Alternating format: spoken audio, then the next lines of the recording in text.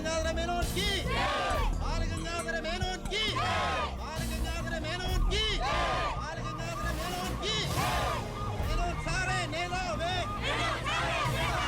വീരതയോടെ നയിച്ചോളൂ ലക്ഷം ലക്ഷം പിന്നാലെ മെനോൻ ഗ്രൂപ്പിനെ കൊണ്ടുകരിച്ച് ഞങ്ങൾ താഴെ ഇറക്കും. മെനോൻ ഗ്രൂപ്പിനെ കൊണ്ടുകരിച്ച് ഞങ്ങൾ താഴെ ഇറക്കും. ഇവിടെ കിടന്ന് തൊണ്ട കീറിയിട്ട് ഒരു കാര്യവുമില്ല. മുഖ്യന്റെ മുമ്പിൽ ചെന്ന് വിളിക്കുക. അങ്ങേര് കേക്കട്ടെ. വിഷമിക്കണ്ടോ വേലായുധ. എന്റെ കൂടെ നിൽക്കുന്ന നിങ്ങളെ രണ്ടുപേരെയും പാർട്ടി സെക്രട്ടറി സ്ഥാനത്ത് നിന്ന് മാറ്റിയിട്ടുണ്ടെങ്കിൽ തിരിച്ച് ജനറൽ സെക്രട്ടറി ആയിട്ട് അവരോധിക്കും ഞാൻ. ഇതൊക്കെ ആ മുഖ്യമന്ത്രി അവരാജന്റെ പണിയാ. ഉടനെ ഒരു തീരുമാനം എടുത്തേ പറ്റൂ. വളരെ ശരിയാണ്. ഇങ്ങനെ പോയാൽ മേനോൻ സാറിനും ദിവാരൻ സാറിനും മന്ത്രി എന്ന പദവി മാത്രമേ കാണൂ. അധികാരം മുഴുവൻ മുഖ്യന്റെ കയ്യിൽ. ഇത് നമ്മുടെ ഗ്രൂപ്പിനെ ഒതുക്കാനുള്ള ശ്രമമാണ്. ഇപ്പം തന്നെ എന്റെ വകുപ്പിൽപ്പെട്ട എല്ലാ കോർപ്പറേഷൻ ചെയർമാൻമാരോട് രാജിവെക്കാൻ പറഞ്ഞിരിക്കുക മുഖ്യമന്ത്രി. പകരം മുഖ്യന് ഓശാന പാടുന്നവനെ കയറ്റിയിരുത്താനായിരിക്കും. നടക്കുകയല്ല, രാജിവെക്കേണ്ടത് അയാളെ അവറാച്ചൻ. രാഷ്ട്രീയത്തിൽ 18 പഠിച്ച എന്റെ അടുത്ത് അയാളുടെ കളി. എത്ര എത്ര ഗ്രൂപ്പ് കളിച്ചും കുതികാൽ വെട്ടിയുവാ മേനോൻ സാർ ഈ നിലയിലെത്തിയത്. അല്ല, ഞാൻ ഉദ്ദേശിച്ചത് എന്നൊക്കെയാ മുഖ്യൻ പറഞ്ഞു വരുത്താൻ ഇടയുണ്ടെന്ന്. ഈ വിധത്തിൽ ഇന്നേ വരെ ഒരു പരീക്ഷ പോലും എഴുതാത്ത ഈ മേനോൻ സാറിന് എന്തൊക്കെ പരീക്ഷണങ്ങളാ നേരിടേണ്ടി വരുന്നു എന്ന് ആലോചിച്ച് നോക്കിയേ. അല്ല, ഞാൻ ഉദ്ദേശിച്ചത് എനിക്കൊന്നേ പറയാനുള്ളൂ, മുഖ്യമന്ത്രി അവരാച്ചൻ രാജിവെക്കണം. പകരം മേനോൻ സാർ മുഖ്യമന്ത്രി ആകണം. ഞാൻ ഉദ്ദേശിച്ച ഞാൻ മുഖ്യമന്ത്രിയായ അന്ന് മുതൽ കേൾക്കുക മുഖ്യമന്ത്രി രാജിവെക്കണം, മുഖ്യമന്ത്രി രാജിവെക്കണമെന്ന്. അതെ, തർക്കമുണ്ട്. മുഖ്യമന്ത്രി രാജിവെക്കണം. എനിക്ക് ഈ കൺവീനർ സ്ഥാനം മടുത്തു. അവനവന്റെ പാർട്ടി ഈ മുറവിളി പ്രതിപക്ഷത്തിന്റെ ഭാഗത്തു നിന്നല്ല. പ്രതിപക്ഷം കാര്യമുള്ള കാര്യത്തിനെ പറയൂ. ബഹുമാനപ്പെട്ട വിദ്യാഭ്യാസ മന്ത്രി ബാലഗംഗാധര മേനോൻ ഈ മന്ത്രിസഭയിൽ അംഗമാണോ അതോ പ്രതിപക്ഷത്തിന്റെ വ്യക്തമാണോ? ആ സംശയം എനിക്കുണ്ട്. ഞാൻ ഈ മന്ത്രിസഭയിൽ അംഗം തന്നെയാണോ? അല്ല, എന്നോടും എന്റെ ഗ്രൂപ്പിനോടുള്ള മുഖ്യന്റെ അവഗണന കണ്ട് ചോദിക്കുന്നത്. എനിക്കൊന്നേ പറയാനുള്ളൂ, മുഖ്യമന്ത്രി രാജിവെക്കണം. ഇയാൾ അവിടെ ഇരിക്കുക. മേനോൻ പറയട്ടെ. എനിക്കൊരു കാര്യം പറയാനുണ്ട്. മുഖ്യമന്ത്രി രാജിവെക്കണമെന്നൊന്നും ഞാൻ പറയുന്നില്ല, പക്ഷെ എന്നെ രാജിവെക്കുമെന്ന് ഞങ്ങൾക്കറിയാം. ഭൂരിപക്ഷത്തിന്റെ അഭിപ്രായം മുഖ്യൻ രാജിവെക്കണമെന്ന് തന്നെ. എന്നിട്ട് വേണം മേനോൻ അതിൽ കയറിയിരിക്കാം. അതെ തോമിച്ച, 25 കൊല്ലമായിട്ട് MLA-യും പല പല വകുപ്പുകൾ കൈകാര്യം ചെയ്തിട്ടുള്ള മന്ത്രിയുമാണ് ഞാൻ. മുഖ്യമന്ത്രിയാവാൻ ഇയാളെക്കാൾ യോഗ്യം ഞാൻ തന്നെ. ആ പൂതി മനസ്സിൽ വെച്ചാൽ മതി. ഇത്രയും അഴിമതി ആരോപണങ്ങൾ ഉണ്ടായിട്ടുള്ള ഒരാളെ മുഖ്യമന്ത്രിയായിട്ട് കേരളത്തിന് വേണ്ട. എന്റെ പേരിൽ ആരോപണങ്ങളേ ഉള്ളൂ, പക്ഷെ മുഖ്യമന്ത്രി അടക്കം പല മന്ത്രിമാരും നടത്തിയ അഴിമതികളുടെ വ്യക്തമായ തെളിവുകൾ എന്റെ കയ്യിലുണ്ട്. അയ്യയ്യേ, നിർത്ത്. നിങ്ങൾ ഇങ്ങനെ പരസ്പരം അങ്ങോട്ടും ഇങ്ങോട്ടും അഴിമതി കേസുകൾ വിളിച്ചു കുവിയാല് അതിന് മുതലെടുക്കുന്നത് ആരാ? പ്രതിപക്ഷം. ഇനി ഒരൊറ്റ തവണ പ്രതിപക്ഷം അധികാരത്തിൽ വന്നാ കേരളം ബംഗാള് പോലെ ആവും. താഴെ ഇറക്കാൻ പറ്റിയെന്ന് വരില്ല. അപ്പൊ പിന്നെ കിടന്ന് നിലവിളിച്ചിട്ട് ഒരു കാര്യമില്ല. നമ്മൾ ജനങ്ങളെ നന്നായിട്ട് പറ്റിക്കുന്നവരാ. പരസ്പരം പറ്റിക്കാതിരുന്നാൽ കാലാവധി തീരുന്നത് വരെ നമുക്ക് ഭരിക്കാം. അതുകൊണ്ട് മുഖ്യമന്ത്രിയെ മാറ്റേണ്ട ഒരു കാര്യവും തൽക്കാലം ഇവിടെ ഇല്ല. എന്തൊക്കെ ന്യായം പറഞ്ഞാലും മുഖ്യമന്ത്രി രാജിവെച്ചേ പറ്റൂ. ദിവാകരത്താനിക്ക് ഇതല്ലാതെ വേറെ ഒന്നും പറയാൻ. ഈ മുഖ്യൻ ഈ രീതിയിൽ ഭരണം ഇനിയും തുടർന്നാൽ KDF അടുത്ത തെരഞ്ഞെടുപ്പിൽ പച്ച കൊടുക്കാം. കൺവീനറെ, ഇതൊക്കെ പത്രക്കാരെയും TV-ക്കാരെയും വിളിച്ച് സർക്കാരിനെ കരിവാരി തേക്കാൻ ശ്രമിച്ചാൽ എനിക്കിതൊക്കെ ഹൈക്കമാൻഡിനോട് പറയേണ്ടി വരും. പേടിപ്പിക്കല്ലേ, എന്റെ ഗ്രൂപ്പിന്റെ ഹൈക്കമാൻഡ് ഞാൻ തന്നെ. അവറാജ, അധികകാലം മുഖ്യമന്ത്രി കസേരയിൽ സുഖമായിട്ട് ഇരിക്കാമെന്ന് കരുതണ്ട. മുഖ്യമന്ത്രിയെ കൊണ്ട് രാജിവെപ്പിച്ചേ ഞാൻ അടങ്ങും.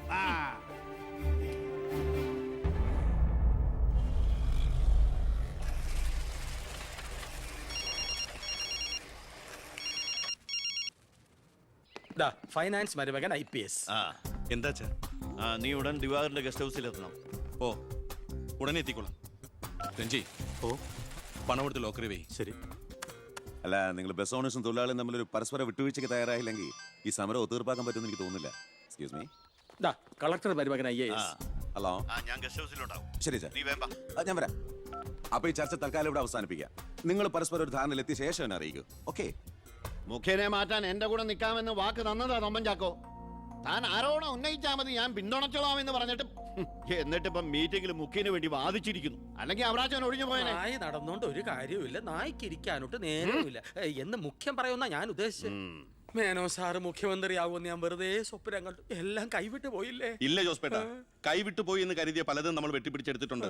ജോസ്പേട്ടന്റെ സ്വപ്നം ഫലിക്കും. അച്ഛൻ മുഖ്യമന്ത്രിയാകും. അത് മറ്റാരേക്കാളും കൂടുതൽ ആഗ്രഹിക്കുന്നവനാ ഞാൻ.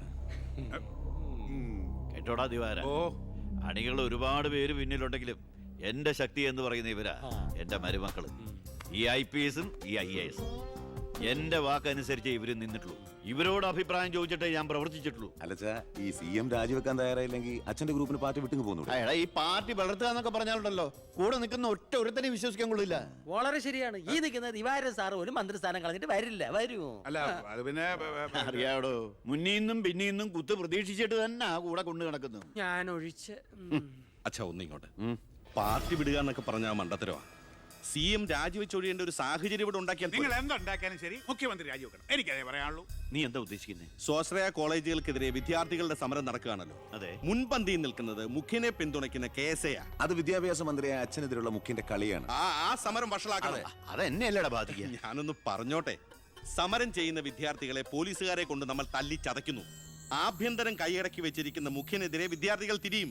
കേരളമാകെ ആളിപ്പടരുന്ന വിദ്യാർത്ഥി സമരത്തിന് മുന്നിൽ മുഖ്യൻ മുട്ടുമടക്കും. സാറിന്റെ ബുദ്ധി കൊള്ളാം. പക്ഷെ മുഖ്യൻ പറയുന്നതല്ലേ പോലീസ്. പിന്നെ ഞാൻ പറഞ്ഞാ കേൾക്കുന്ന പോലീസുകാരും ഉണ്ട് ജോസഫേട്ട. ASP അർഷൻ എനിക്ക് വളരെ വേണ്ടപ്പെട്ട ആളാ. ഞാൻ അച്ഛനോട് പറഞ്ഞിട്ടില്ല നമ്മുടെ മീനൂട്ടിക്ക് വേണ്ടി.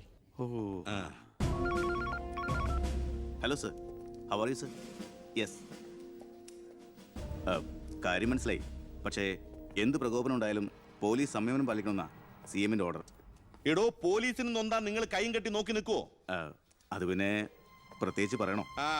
എങ്കിൽ പോലീസിന് നോവും. പിന്നെന്താ ചെയ്യേണ്ടെന്ന് അറിയാമല്ലോ. ഇതാണ് കുശാഗ്ര ബുദ്ധി.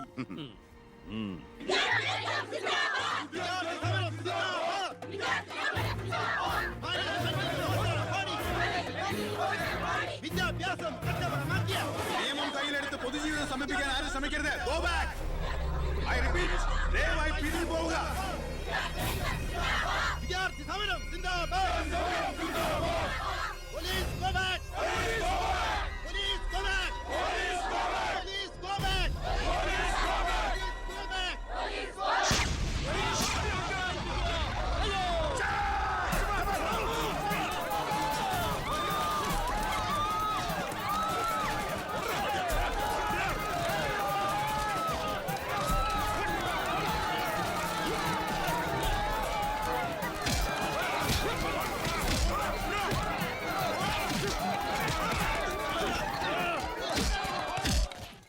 ഹലോ പവിത്ര, എന്തോ പോലീസ് പിള്ളേരെ തല്ലിച്ചതക്കിയത് എന്റെ മകളാ.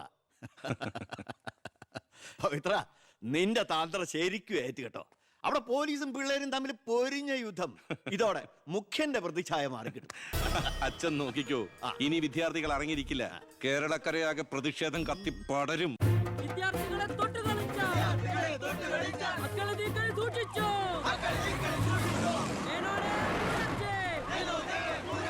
തന്നെ ഞങ്ങൾ എടുത്തോളാം.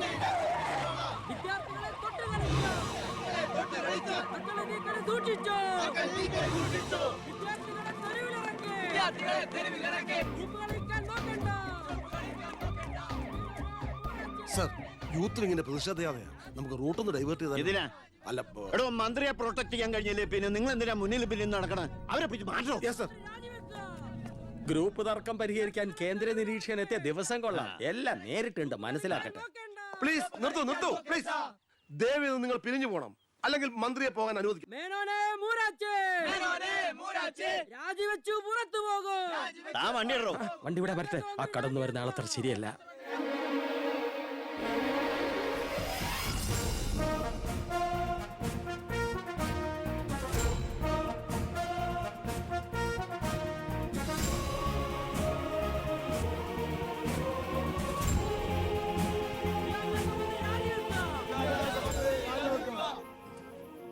സാർ, അക്രമം അഴിച്ചുവിടാൻ വന്നവരല്ല ഞങ്ങൾ. മന്ത്രിയുമായി ഞങ്ങൾക്കൊന്ന് സംസാരിക്കണം. Hello control room, CA Vijayan here. വിദ്യാഭ്യാസ മന്ത്രി ആരുടെ നെഞ്ചത്തൊക്കെയാ കയറാൻ പോണത്? നിങ്ങൾ എന്തിനാ എന്റെ വഴി തടയുന്നേ? വിദ്യാർത്ഥികളെ പോലീസ് മൃഗീയമായി മർദ്ദിച്ചു. ബോംബെറിഞ്ഞതിന്റെ പേരിൽ നിരപരാധികളെ പിടിച്ച് അത്തിട്ടിരിക്കുന്നതിന് നിങ്ങൾ ഉത്തരം പറയണം. അതൊക്കെ പോലീസ് വകുപ്പ് കൈകാര്യം ചെയ്യുന്ന മുഖ്യമന്ത്രിയോട് ചോദിക്കണം. അയാൾക്കെതിരെ സമരം ചെയ്യണം. ഓ, അവനെയും കൊണ്ടുവാ. നിങ്ങളുടെ അധികാരമോഹങ്ങൾക്ക് വേണ്ടി പാവം വിദ്യാർത്ഥികളെ കരുവാക്കാൻ നോക്കണ്ട. ബഹുമാനപ്പെട്ട വിദ്യാഭ്യാസ മന്ത്രി ഉദ്ദേശിച്ച പോലെ ഇതിന്റെ പേരിൽ ഒരു വിദ്യാർത്ഥി സംഘടനയും സമരം ചെയ്യില്ല, അക്രമങ്ങൾ അഴിച്ചുവിടില്ല. അവരെല്ലാം തിരിച്ചറിഞ്ഞു കഴിഞ്ഞു. ഇവനാണ് പോലീസിന് നേരെ ബോംബെറിഞ്ഞവൻ. 3rd റേറ്റ് ഗുണ്ട വിക്ടർ സാമുവൽ. മന്ത്രി പറയണം ഇവൻ ഏത് കോളേജിലാണ് പഠിക്കുന്നതെന്ന്. ചക്കിന് വെച്ചത് കൊക്കിന് കൊണ്ടു. സമാധാനപരമായി സമരം നടത്തിയവരുടെ ഇടയിൽ നുഴഞ്ഞു കയറി ബോംബെറിഞ്ഞ് എന്തിനാണെന്ന് ഇവൻ പറയും. ആര് പറഞ്ഞിട്ടാന്ന് ഇവൻ പറയും. കത്തിക്കട കോലം. പെർഫെക്റ്റ് കോലം. വിദ്യാഭ്യാസ മന്ത്രി രാജിവെക്കുക. വിദ്യാഭ്യാസ മന്ത്രി രാജിവെക്കുക.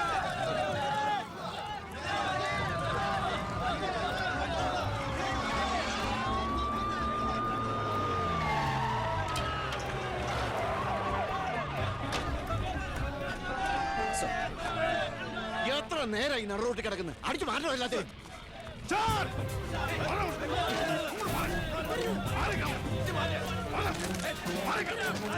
ഇത്ര വയലിനായിട്ട് താൻ തൂക്കിക്കോളോ വെറുതെ ഒരു ഇഷ്യൂ ഉണ്ടാക്കണം. കോലം കത്തോണ്ട് രസിക്കുക അടിച്ച് ഓടിക്കൊല്ലാതിനെ.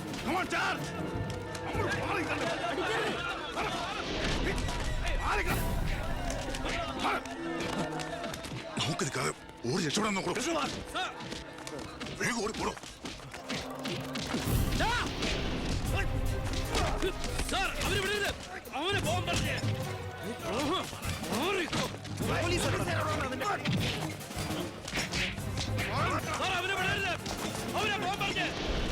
ആ പയ്യൻ കൊള്ളാവല്ലോ.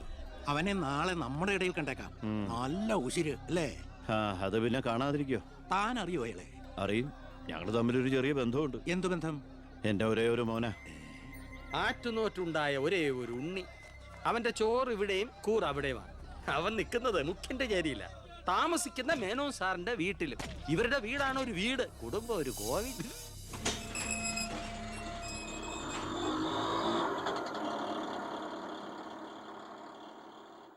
നിർത്തിക്കോ മുമ്പിൽ വീടാ, ഇനി പോവില്ല.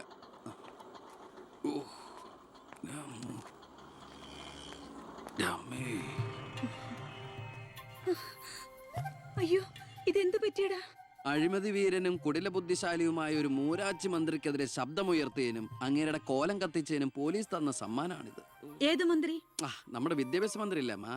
അത് നിന്റെ അച്ഛനല്ലേ? ആ, ഞാനത് നിഷേധിക്കുന്നില്ല. കാശ് കൊടുത്ത് ഇടിപ്പിച്ച പോലെ പോയി. എന്നാ ഐഡിയത്? അയ്യോ ഏട്ടാ, ഇത് എന്ത് പറ്റി?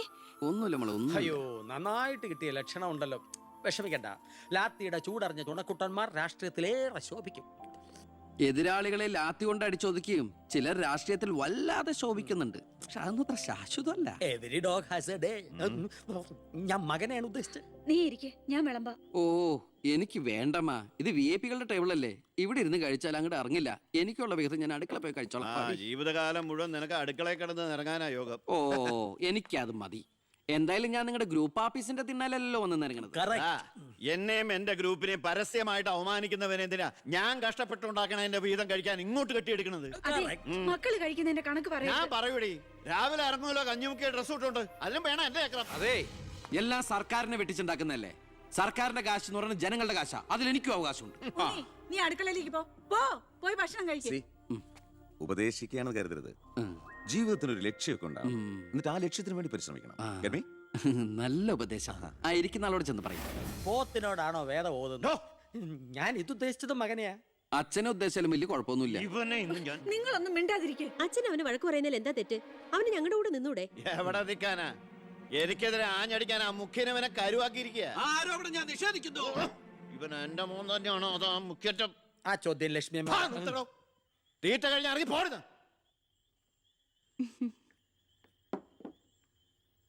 നിനക്ക് അവിടെ പോയിരുന്ന അവരോട് കഴിച്ചാലെന്താ? എനിക്ക് അവരോട് ഇരുന്ന് ശരിയാവില്ല ഏട്ടാ. അവരൊക്കെ വലിയ വലിയ കാര്യങ്ങളെ പറയണേ. എനിക്കതൊന്നും മനസ്സിലാവില്ല. എടി, അവരെന്താ പറയണേന്ന് അവർക്ക് എന്നെ മനസ്സിലാവണില്ല. അതാ നിനക്ക് മനസ്സിലാവാത്തത്. അതെന്താ നീ മനസ്സിലാക്കാത്തേ? ചുമ്മാ ഇരിയേട്ടാ. നിന്റെ ഈ വൃത്തിയുടെ സ്വഭാവം കാരണം ഞങ്ങളുടെയൊക്കെ കുട്ടികളെ ഊട്ടി നിർത്തി പഠിപ്പിക്കുന്നത്, നിന്നെ മാതൃകയാക്കി നശിക്കാതിരിക്കാൻ. അതേതായാലും നന്നായി. അവരെന്നെ കണ്ട് പഠിക്കുന്നതിനേക്കാൾ കുഴപ്പാ അവരവരുടെ അച്ഛനെയും അപ്പൂപ്പനെയും കണ്ട് പഠിക്കുന്നത്. ഓ, ഈനാമ്പച്ചിക്ക് മരപ്പെട്ടി കൂട്ട്. ഏയ്, എന്റെ മൂത്തളീനെ മരപ്പെട്ടി എന്ന് വിളിച്ചാണ്ടല്ലോ. ഓ, തുടങ്ങിയ പിന്നെ തമ്മി കണ്ട കീരിയും പാമ്പോ. നിനക്കിത് എന്തിന്റെ കേടാടാ? എപ്പോ നോക്കിയാലും കൂടപ്പറപ്പളുമായിട്ട്. അത് പോട്ടെ, അച്ഛനെതിരെ നീ. അമ്മേ, ഞാൻ അച്ഛനെതിരല്ല. അച്ഛന്റെ നയങ്ങളോടാണ് എതിർപ്പ്. അച്ഛന്റെ രാഷ്ട്രീയ നേട്ടങ്ങൾക്ക് വേണ്ടി അച്ഛൻ കാട്ടിക്കൂട്ടുന്ന നെറുകേടുകൾക്കെതിരെ ഞാൻ അറിയാതെ ചോദിച്ചു പോവുകയാണ്. ചോദിച്ചു പോണ്ട, അവിടെ ഇരുന്ന് കഴിക്കേ. പറഞ്ഞ പോലെ കഴിച്ചിട്ട് പോവാം. എടാ, നിന്റെ അച്ഛൻ എത്ര നെറുകേട് കാണിച്ചാലും അങ്ങേര് കഷ്ടപ്പെട്ടുണ്ടാക്കണതല്ലേ നീ ഇപ്പൊ കഴിക്കണത്? അത് മാത്രം പറയരുത് അമ്മേ. അമ്മേ, ഞാൻ കഴിക്കണത് അമ്മയ്ക്കുള്ള കഞ്ഞിയുടെ ഒരു വിഹിതമാണ്. എനിക്കൊരു നല്ല കാലം വരുമ്പോ ഞാൻ ഈ കഞ്ഞി മുഴുവൻ അമ്മയ്ക്ക് ചോറായിട്ട് തിരിച്ചു തരും. അതുവരെ എന്റെ വയറിനൊരു ലോൺ. എനിക്കും എന്റെ ജീവൻ നിലനിർത്തണ്ടേ അമ്മേ?